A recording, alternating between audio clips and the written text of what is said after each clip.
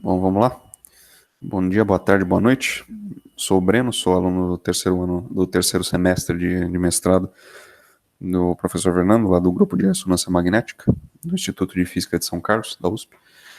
E o meu trabalho é esse aqui: desenvolvimento e implementação de métodos de processamento de imagens por ressonância magnética para obtenção de parâmetros relacionados à perfusão e à difusão.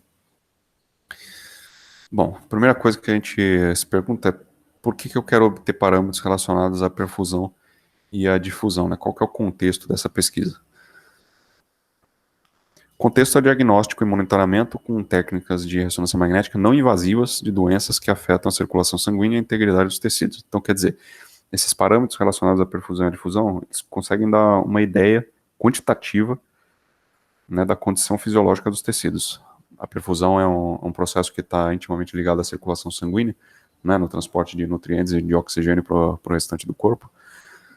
E a difusão, que é um processo que, assim, essencialmente é o movimento aleatório das moléculas, devido ao acúmulo de energia térmica, né? A gente pode até lembrar do movimento browniano descrito por Einstein, e que no corpo humano pode ser observado, por exemplo, no espaço extracelular, aí no transporte de substâncias para dentro e para fora da célula, né? E, bom, com uma técnica não invasiva, né? Que é uma técnica que não há necessidade de ingestão de contraste ou de inoculação intravenosa de contraste, né? Isso aí já seria uma vantagem para os pacientes que viriam a ter uma reação alérgica a esse contraste, né? E essa alternativa é o movimento incoerente intravoxel, né? Que é ou IVIM do inglês, né?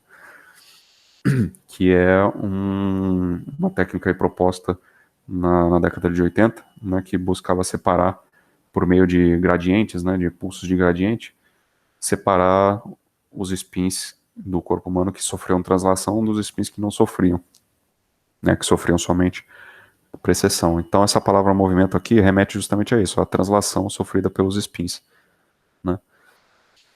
A palavra incoerente remete à perda de coerência dos spins causada por essa translação, certo? Os spins sofrem translação, eles passam, por causa dessa translação, eles passam a realizar precessão fora de fase, e aí a amplitude total do sinal que eles fornecem diminui, né? Causa aí um decaimento, além já do decaimento que há devido à relaxação T1 e T2, né?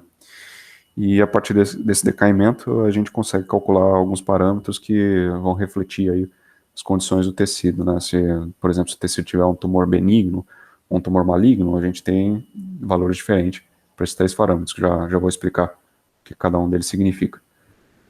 Então, essa figura aqui, ela tem mais ou menos a sequência de eventos cronológica aí da técnica utilizada, né?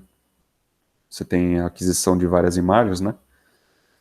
Com vários valores de ponderação de perfusão, né? O que isso aqui, esses valores Bs aqui, esses valores significam fisicamente, né? Significam a amplitude daqueles gradientes de difusão, né? Utilizados para separar os spins que transladam dos spins que não transladam, né?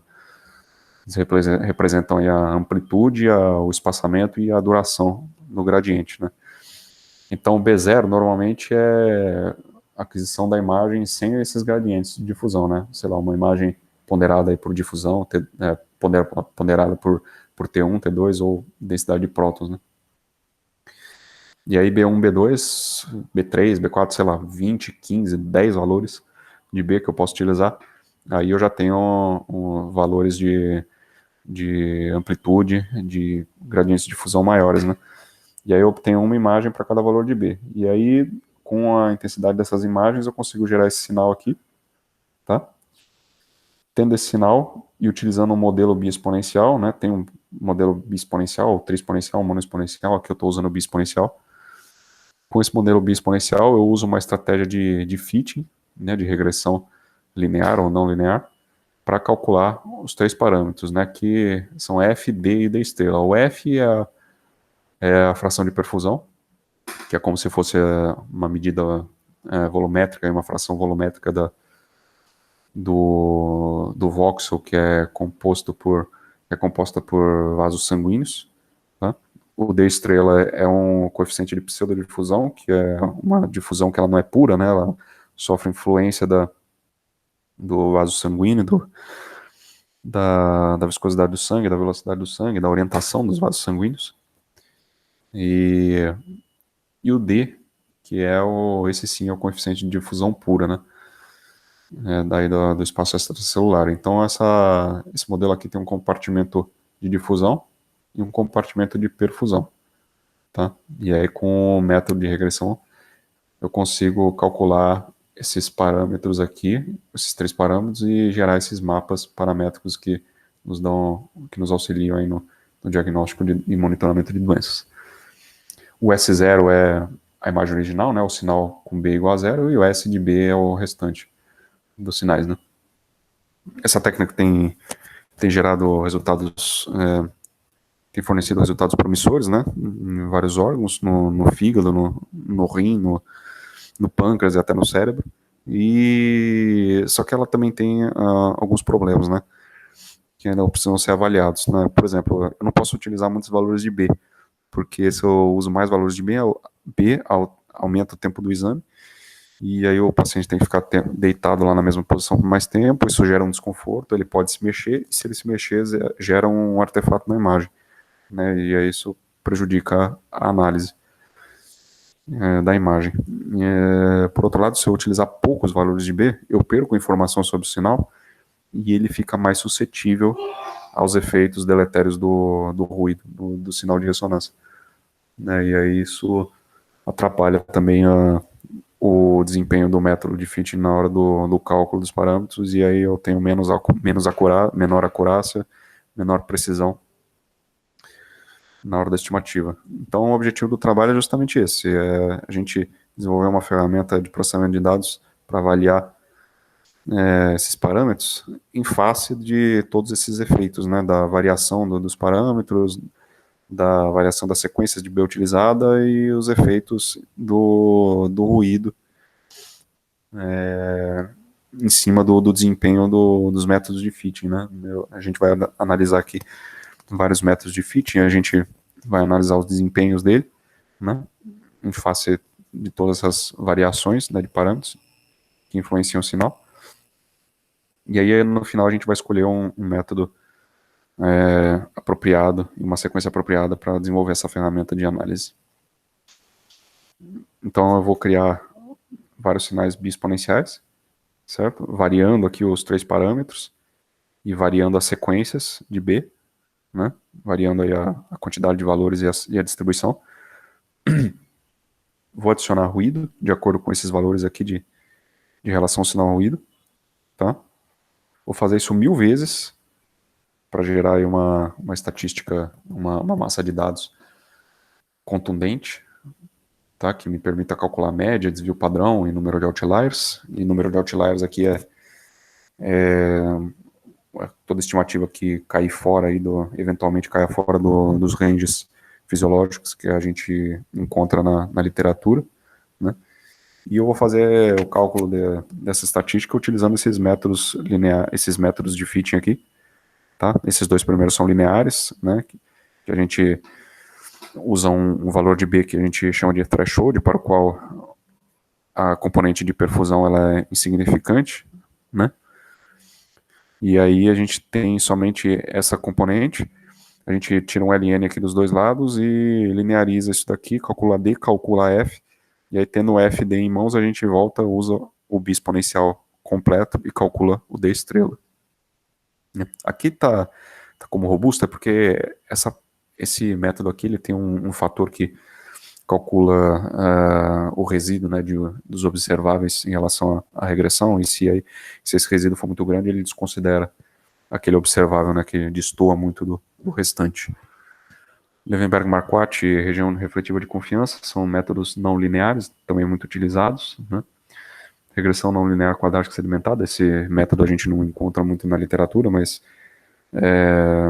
eu acho que vale a pena utilizar. É uma coisa análoga que acontece a esses 2 métodos primeiros aqui, só que em vez da gente linearizar depois para os valores de B acima do threshold de 200, a gente não lineariza, a gente usa uma técnica não linear também, né, para a gente analisar o efeito da segmentação nos algoritmos.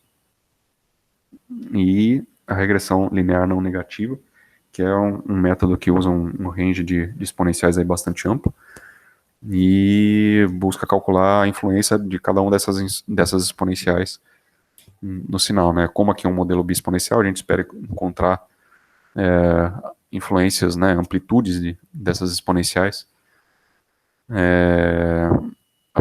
para apenas duas, né, exponenciais, né, uma para perfusão, outra para difusão, e aí as amplitudes, né, a carga de influência seria o F e o 1 menos F.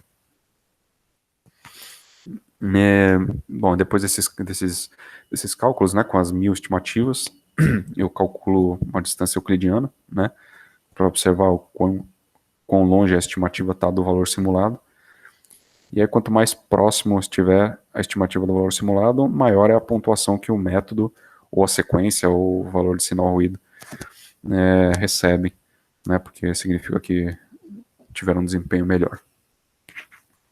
Então, vou gerar um ranking aqui de desempenho, tá aqui os resultados, né, alguns gráficos. Esse daqui eu comparo as sequências por cada método. Esse aqui eu comparo os métodos por cada sequência. Esse aqui eu comparo as sequências por valor de sinal ruído. Esse aqui eu comparo os métodos por valor de sinal ruído. E aqui é um gráfico geral de desempenho dos valores de relação sinal ruído. A primeira coisa que a gente observa é que conforme a gente cresce o valor da relação sinal ruído, o desempenho melhora no geral, né? Isso já era esperado, porque o ruído interfere menos. Só que uma coisa que contradiz a literatura que a gente achou é que os métodos não lineares superam os métodos lineares, né? A gente pode ver nesses dois gráficos aqui que o Levenberg-Marquardt e o TRR superam os métodos segmentados, né, lineares, que tem linearização, né, em todas as ocasiões, né? E no caso das sequências, né, o B1, nesses dois gráficos aqui a gente pode ver que o B1 ele é muito superior a todas as outras, só que o B1 ele é inviável na prática, porque ele tem muitos valores, né? A gente usou o B1 aqui para estabelecer uma comparação, né? Quer dizer, ele fornece um desempenho muito bom, mas tem muitos valores, né? Quer dizer, o tempo de exame seria muito maior. E para nós aqui, a sequência que proporcionou o melhor desempenho, né? Para o Levenberg-Marquardt, que foi o melhor método, é a sequência B2, né? A sequência que mais se aproxima aí do B1. Não só para o Levenberg, mas para o TRR também, né? Porque para os segmentados, o B3, perdão, é a sequência que mais se aproxima de B1, né? Quer dizer, a segmentação deve ter alguma influência no desempenho dessa sequência aqui. Bom, e a segmentação do método não linear, né, o NLLS2, foi o método com pior desempenho, de modo geral. Certo? Quer dizer, a segmentação, ela prejudica o desempenho no método não linear, né? E o D estrela é o parâmetro mais sensível à distribuição dos valores de B nas sequências, né? Os gráficos de erro relativo, desvio padrão e de outlier revelam isso. D estrela é o parâmetro mais difícil aí de calcular, né? Ele tem um decaimento muito rápido e ele precisa de mais valores, né, menores aí que o threshold, ou de valores de B aí que se aproximam mais de zero para a gente fazer essa estimativa com acurácia e precisão. Perspectiva de futuro, né? A gente analisou sinais referentes a um único voxel. Agora a gente quer simular um conjunto de voxels, né? E para isso a gente vai utilizar o Levenberg-Marquardt e a sequência B2, né? E a gente vai estudar o efeito das regiões de interesse, né, nesse conjunto de voxels aí, as regiões de interesse muito utilizadas nos exames de imagem, tá? E estudar o posicionamento e a dimensão dessas regiões de interesse, e para gerar os mapas paramétricos lá da figura anterior. E a gente pretende também codificar uma interface gráfica para construção e análise dessas ROIs, só que dessa vez para utilizar dados reais, certo? De ressonância. É isso que eu queria apresentar para vocês. Agradeço o orientador, agradeço a CAPES, agradeço a paciência de vocês que assistiram esse vídeo. Muito obrigado. Até a próxima.